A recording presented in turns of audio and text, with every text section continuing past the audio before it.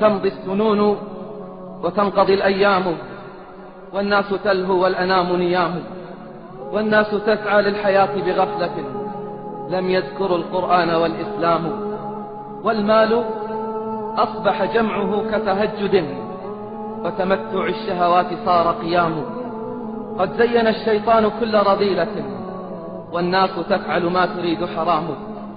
يا نفس يكفي فالذنوب كثيرة، إن الغرور يسبب الإجرام.